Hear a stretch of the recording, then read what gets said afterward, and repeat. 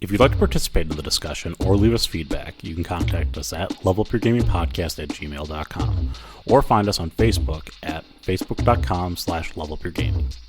If you like the content and want to hear more of the show, subscribing will ensure you don't miss an episode. New episodes come out almost every Wednesday. Also, please review, tell a friend about the podcast, or share with your gaming group. Now sit back and enjoy the episode.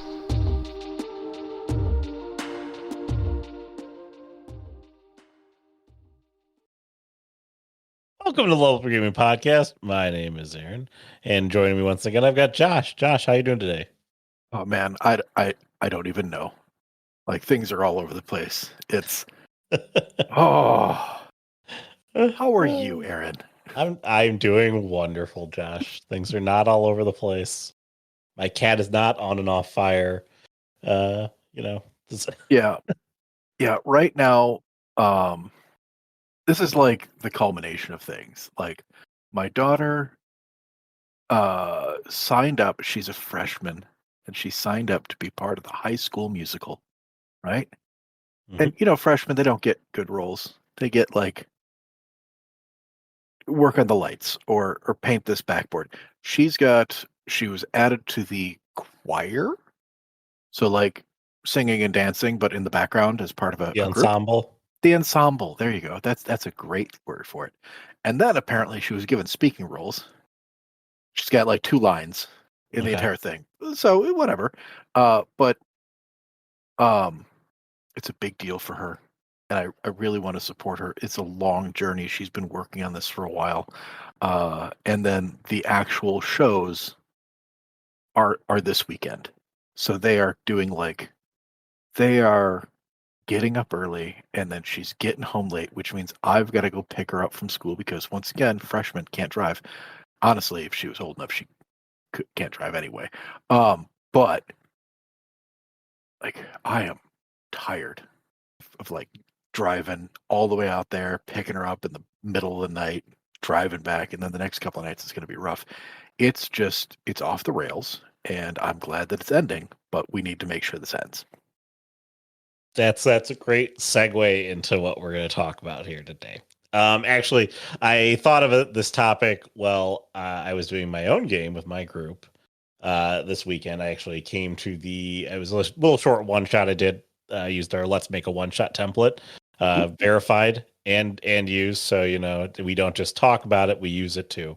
But I had planned a bunch of things, and I thought of my big conclusion, and then because of how I delivered a piece of information in the first session, the players decided that they were going to change their motivations in the second session. And in a one shot, I mean, the problem is I had to start thinking about like, okay, well, how do I make this work now? Because the players are going to actively do X when I want them to do Y.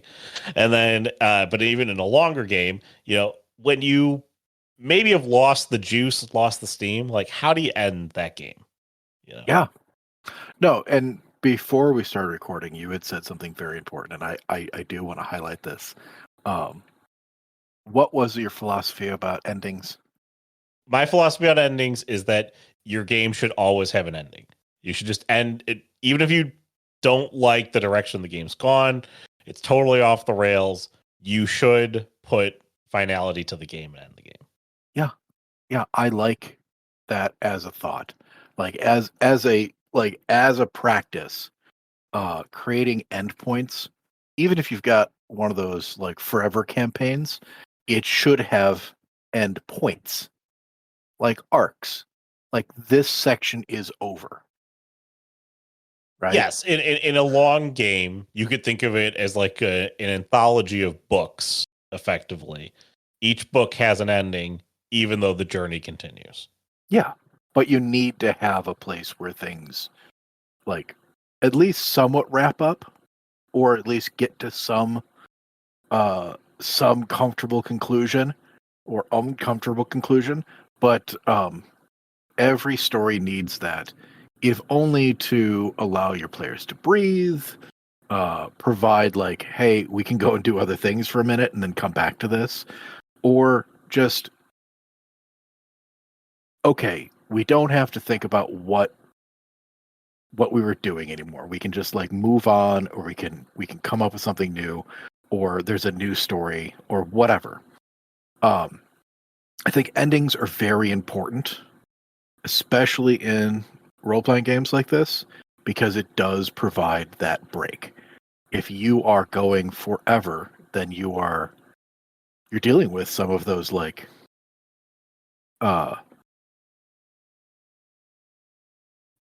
you can deal with ongoing stories that never have a conclusion, and that can be a real problem because they're super unfulfilling, or they are so complicated by the time it gets to any place where you can actually do anything that it's just not as much fun.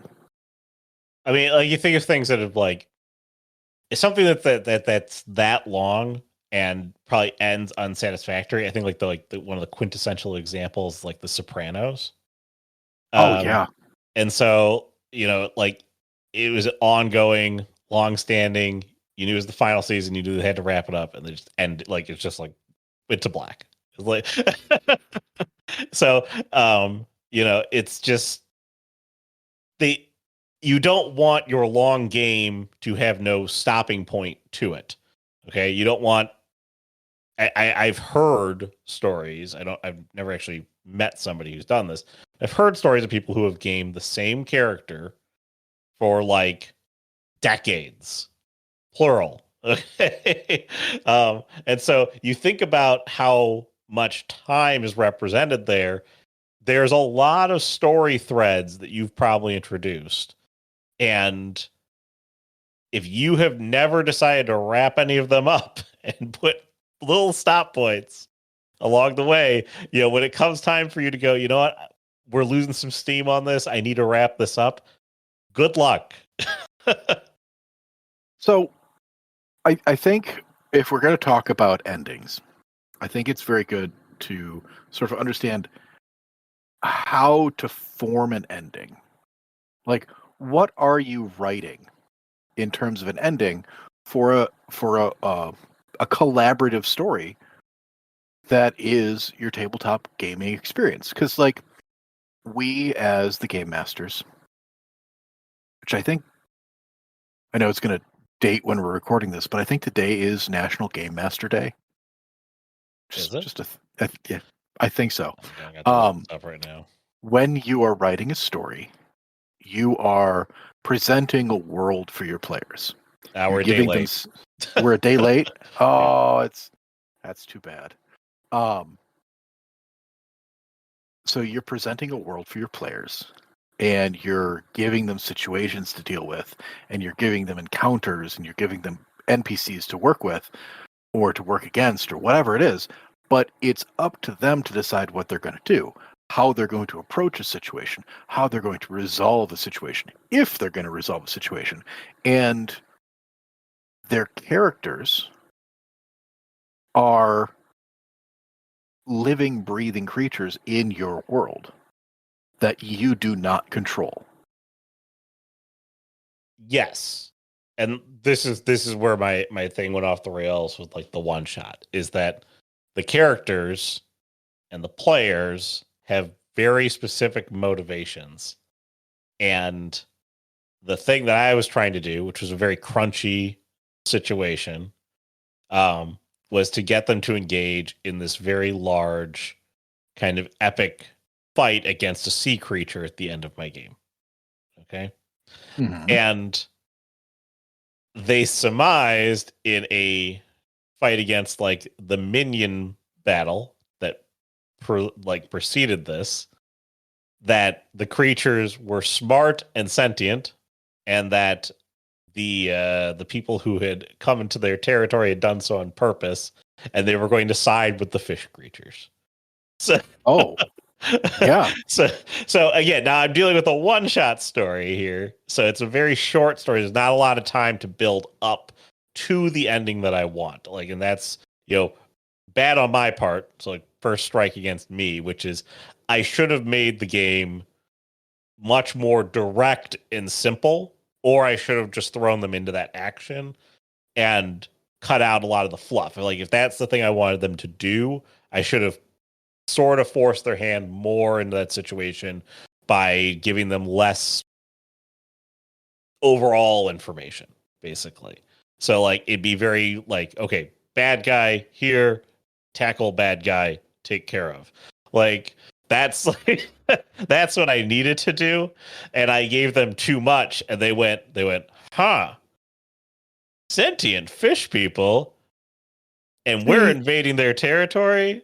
We need to help the fish people. But that's kind of the joy that you get out of any sort of tabletop gaming, is that you present a world, you present situations, and they were free to decide on how they were going to roll with it. That's very fun and interesting, but it does put you in a precarious position of like, okay, how do we wrap it up? How do we find in a longer term game? I'm less concerned about that because I've probably already demised the motivations and the direction the players are going to go, so I can tailor my ending better to their actions and work in how the fight against the bad guy is going to work out there. In a one-shot game, though, it's much harder to pivot all of that because it's sort of baked into the cake. It's like, if you don't want to fight the big sea creature, then I don't know what to do. Yeah. I mean, not that I didn't do anything, but I just, I had to change, kind of the conditions for victory on the fly. And I don't feel like it was as satisfying as perhaps what could have been had they just, fought the sea creature. I see. Yeah, I'm thinking of ways like all of my thoughts right now about like, how could you end this, are all stemming from a place of, I know what they're going to do. Or given the options, here are two different paths you can go by. But like, that's if you're blindsided in your storytelling, because this is also the reason, Aaron and dear listener, why I like collaborative writing, is I know that I tend to be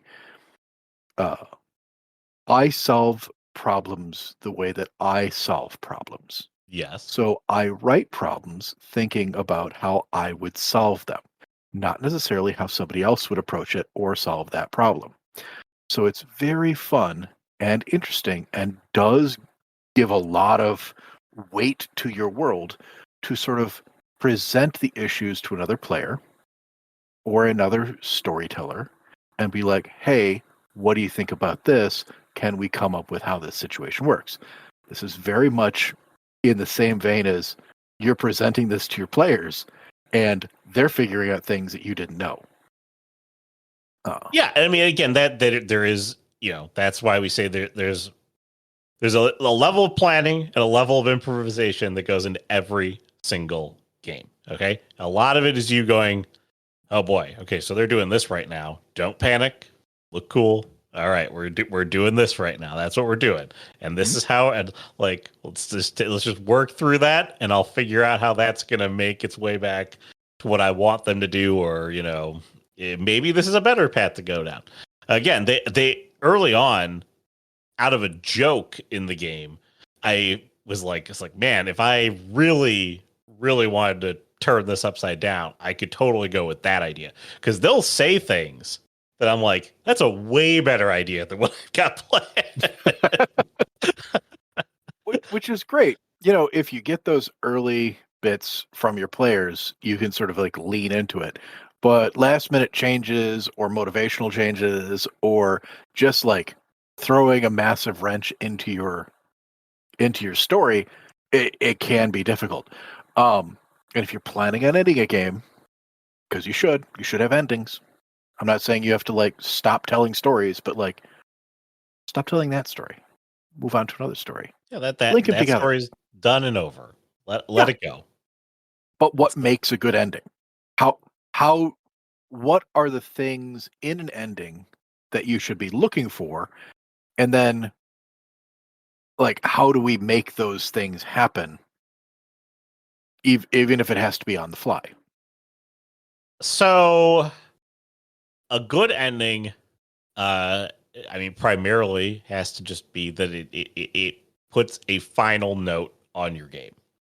Like at the core of it, even if you do nothing else with it, there's other things you can do with an ending. Okay, like you can add more fluff at the end of it. You can add an epilogue. You can add the next segue into the next thing you want your players to do.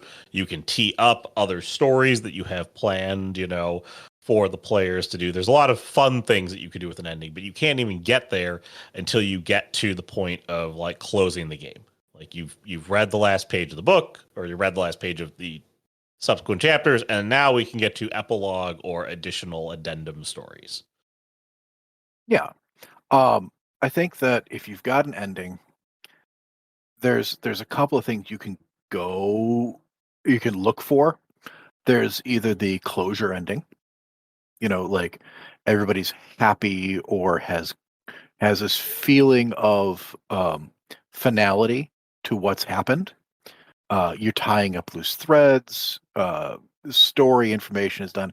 It doesn't necessarily mean that they've won or that success has been reached, but the threads are all there. Like you've solved the mystery, but things aren't like it was the butler that killed the guy, but he got away. So it's you've got closure, what happened, but not necessarily that everything's done. You've got the accomplishment ending where they've won the day. They've found some form of victory. They've beaten the bad guy. There might still be mysteries. There might still be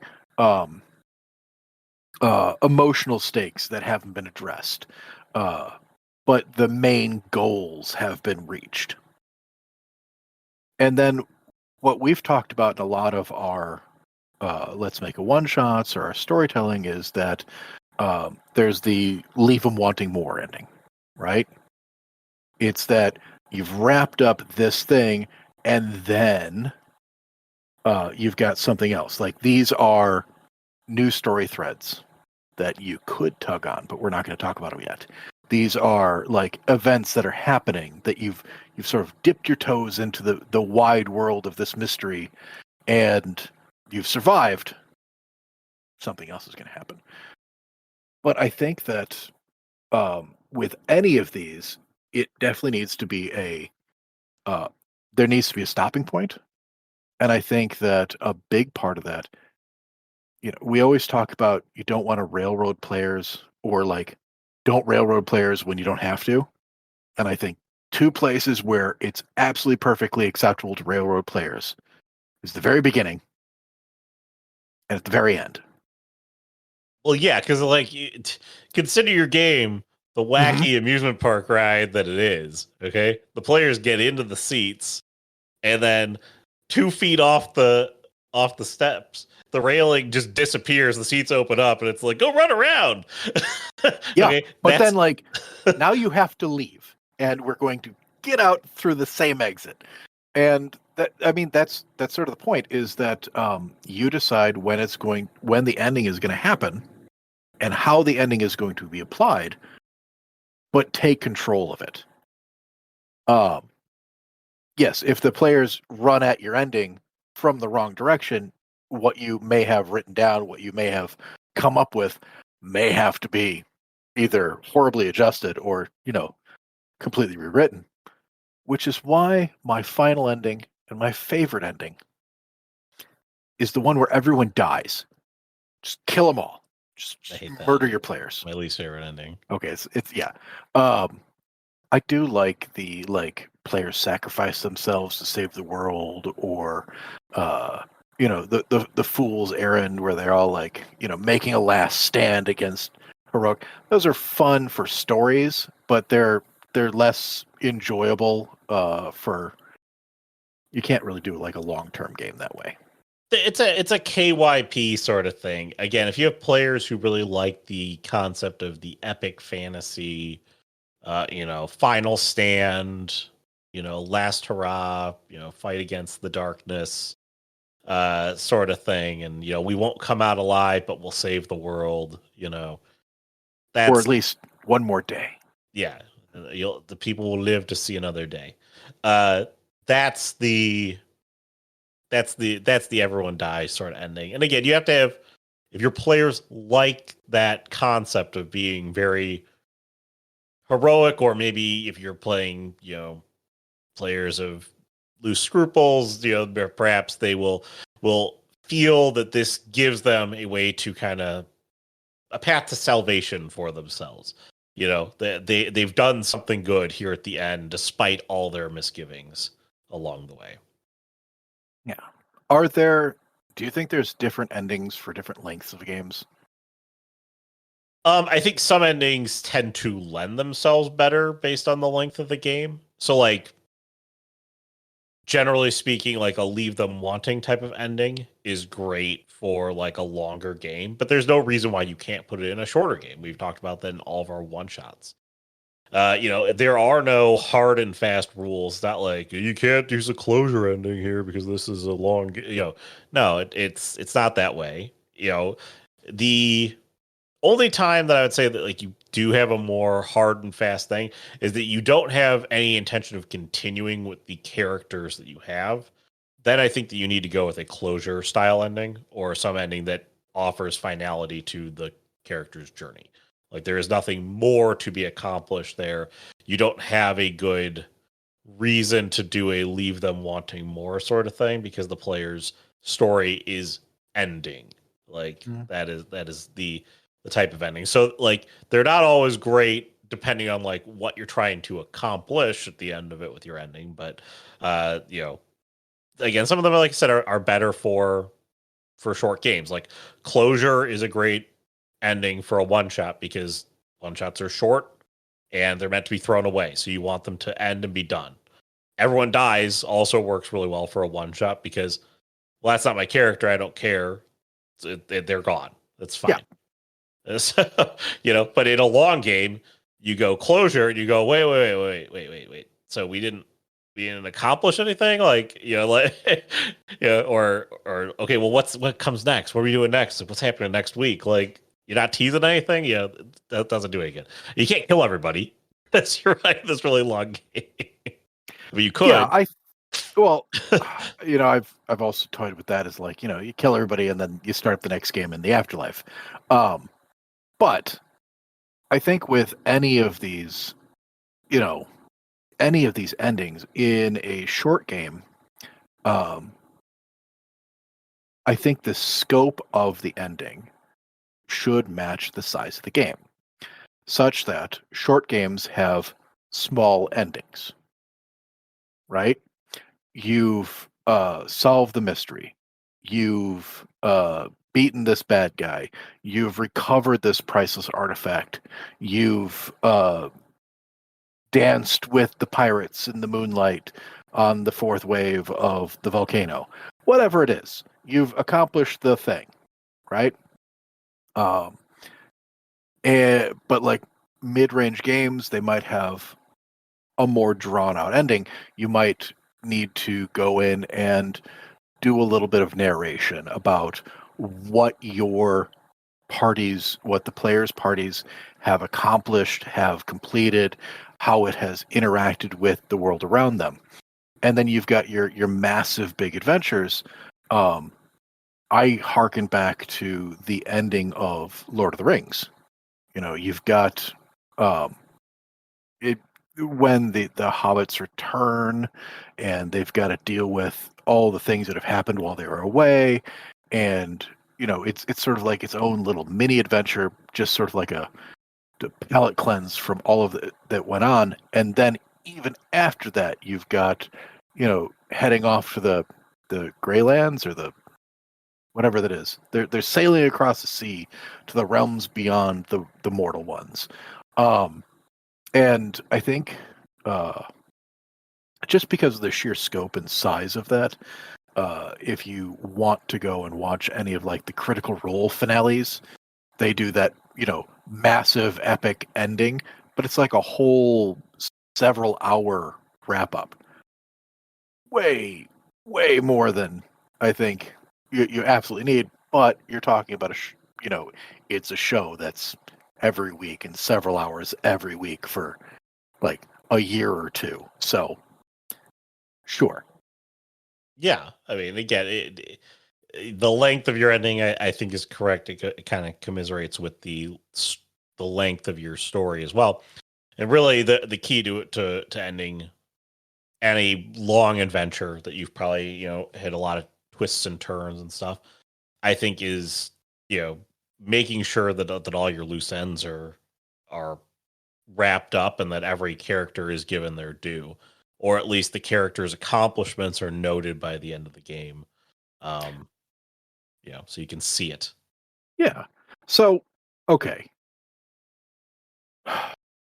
You started this conversation by talking about a game that went off the rails. Yep. A game that, you had an idea, you knew where it was going to go, and then it didn't go there. And when you mentioned this to me earlier, like, hey, do you think we could talk about this? I was like, yeah, sure. That sounds like a great idea. My brain, like it does, decided to think about like different media that I've seen. And I've got two examples of media that, and we can spoil some endings here. They're older now. The first one is going to be Game of Thrones. Okay. It's not super old, but at this point, if you've been both living of these, both of my examples are not super old. They should be in the current lexicon at least a little bit. Fast forward like 6 or 7 minutes, we'll get it. I don't know. It could be an hour from now. I've got a lot. That could be an hour from now. We're not talking for an hour about this. No, we're not. In Game of Thrones, the show writers got ahead of the books. So much so that, the books that they got ahead of still haven't been written several years after the end. It won't be written until he dies. So it absolutely won't. Yeah. It never happened. But I think part of that is because there was so much dissatisfaction with how the show ended. They got off the rails. They knew sort of the direction they were supposed to go, but didn't do a good job of sticking the landing. They do know how it has been shared with them how he wants to end the books. So we wanted to end the books. Okay. So yeah, it's not unrealistic that the books, that the show is how the books would have ended, but it would have been potentially done. It would have been a lot better. Or, and this is the thing with George R.R. Martin. He has said about his writing style, and the reason why it takes him so long to write anything is that he's got a concept of where he wants the ending to be. This is why I bring this up. But he tries to stay true to the characters. So he writes the characters interacting in the way that he would think they would. And a lot of the times, and this happened in his earlier books, the characters aren't motivated to do the things that he thought the story was going to do. So his story has to evolve around character decisions. That's basically playing this same game that we were talking about, but doing it all in your head while writing down what your players are doing. And your players are just you. So that's a lot going on there. But it's very it could very well be that, the story that he originally intended to tell is the one that you saw on the screen. It could also be that the story that would eventually be told would not be that one. It's very possible. Also, the way that it ended, I mean, again, with all the things they ended up doing there in that last season, makes you go, huh? It was rough. And it could have been handled better. Absolutely could have been handled better. The other thought that I had when we were talking about bad endings is Defenders. No, I don't think so. That's on Netflix several years ago, before Disney bought Fox or Disney bought Marvel or whatever it was. They had Netflix shows for Daredevil, Jessica Jones, Luke Cage, and then Iron Fist. And they had a plan to bring them all together and make Defenders. And Daredevil was great. there's a new season of Daredevil just came out. I haven't watched it yet. I got to watch it. There's Jessica Jones. Jessica Jones was great. It was, Daredevil was one thing, Jessica Jones was a different thing. Then you had Luke Cage, which was like a community thing. It was great. And then you had Iron Fist. I didn't care for Iron Fist. And I don't think a lot of people cared for Iron Fist. And it wasn't good, but they had a plan to bring them all together, and they had already started on it. So that was very much we've got a plan, and then it sort of all falls apart. And it very much feels like that in the way that Defenders came together. Right? It feels like decisions were made during the production of that. Oh crap, everything's going wrong. We don't like how this is coming together. Let's make drastic changes or, bombastic showpieces so that people don't recognize that things aren't going together well. And I've said it before on this podcast, and I've said it before to my friends. Everybody remembers how something begins and something ends. And a lot of the stuff in the middle sort of gets mushy. Yep. Right? So if you're going to tell a good story, if you're going to have your players invested in your stories, yes, your beginnings are fantastic. That's, that draws them in. It gives them that motivation. But your ending, you need to stick your ending. If you aren't true to the characters' motivations, aren't true to the way the story is going to be told, you're going to end up with your Game of Thrones ending, where players are not satisfied with the ending because it doesn't feel right. It feels like the storylines were left abandoned. The characters don't feel like they're doing what they should be doing, and you just it's very unsatisfying. If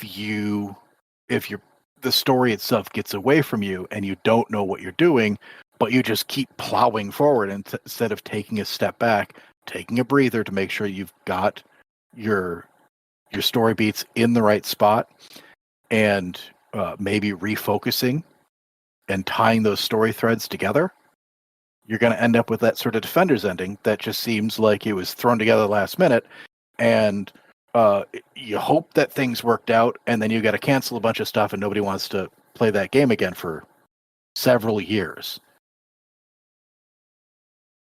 Yeah. So what I'm saying is, be true to the characters, be true to the motivation, follow through on story threads, and if you feel like everything's getting away from you, take a minute, step back, reassess. Don't go blindly into a situation, hoping that things are going to work out. Yeah, I mean, again, if you feel like you've lost threat, again, I knew the players had changed their motivations at the end of the first session. Mm-hmm. So I knew what I was getting into in my second session. So I was already thinking about okay, what happens next? How does this work? And then I was like, well, maybe the imminent threat will be sufficient for them to do what I want them to do. And they chose to still completely try and just circumvent everything I wanted them to do. And I'm like, great. This is just how it's going to be. And so I'm like, all right, well, if they're going to do this, then I'm going to continue my rampant destruction. I'm going to keep throwing threats in their face. And when it's all said and done, they will, they'll still end up at the same point, but it'll be just done by different means effectively. It's more of a war of attrition for them to survive versus, them battling the sea creature. So that's what I did. That's what they ended up doing. They say they enjoyed it. They could be lying, but if somebody tells you a thing, if somebody tells you they enjoyed a thing or liked the time with you, or that you did a good job, just just take it. I know it feels wrong a lot of the times. You're like always second guessing yourself. I mean, that's what makes us good, better storytellers, is that we don't think that we've done a good enough job and we keep trying harder. But take a compliment every once in a while. I should just taken it in stride and been like, okay, yeah, it worked out. Listen, at the end of the day, we hadn't done game for a couple of weeks at that point, and I was like, oh, we were just hanging out playing some like video games or something. I'm like let's do a game. Let me put together something. Let's do a game. And I thought, I had a couple ideas brewing, and I'm like, let's not overcomplicate this. Let's make a one shot template. And you know what? We got to roll some dice. We got to have a good time. We got to have some good laughs and fun along the way. So, I was not too disappointed with it. Great. Love that. I think it's good that we always have an ending to these things, that we don't just draw it out longer and longer, just trying to add more stuff to our games, to these stories that we're telling, so that it just feels like it's bloated and just lingering because we feel it needs to be lingering. And we don't actually ever get to a point where, things just have to come to a natural and satisfying, but ultimately, a